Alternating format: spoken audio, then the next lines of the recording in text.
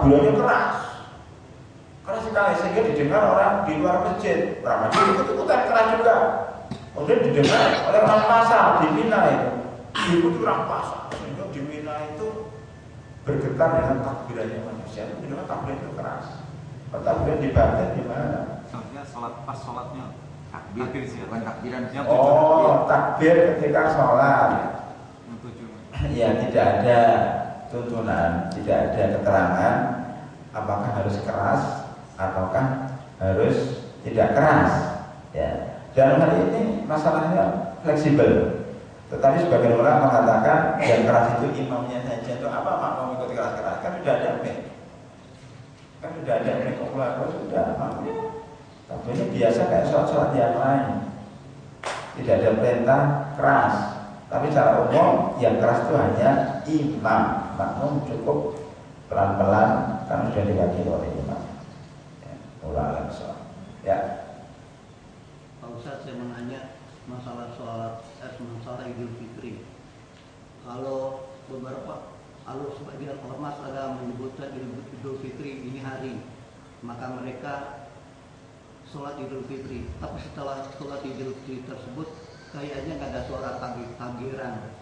Yang kedua, kalau sholat Idul Fitri itu melalui musyawarah, kayaknya berbeda. Setelah sholat tersebut kedengaran suara-suara takbiran tersebut. Pertanyaan saya adalah, sholatnya mana yang terbaik, Ustaz?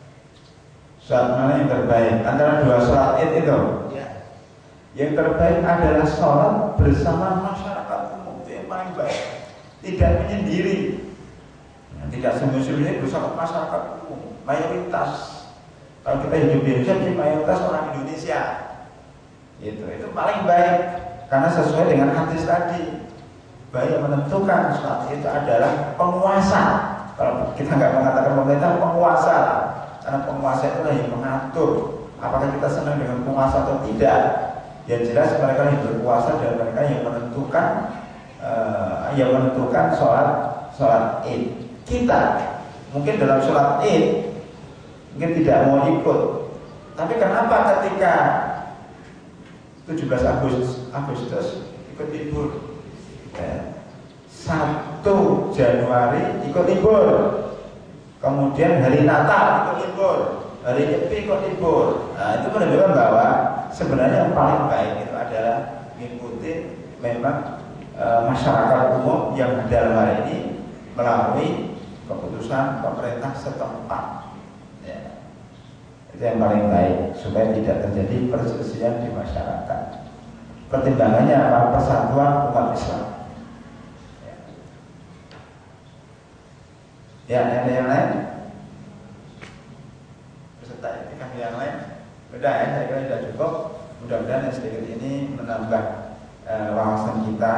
Ya, tapi tetap aja kita perlu mengkaji terus hadis-hadis atau ayat-ayat ataupun pendapat para ulama di dalam masalah Idul Fitri, Idul Adha dan lain-lainnya. Mudah-mudahan sedikit ini bermanfaat, tapi kurang mohon maaf.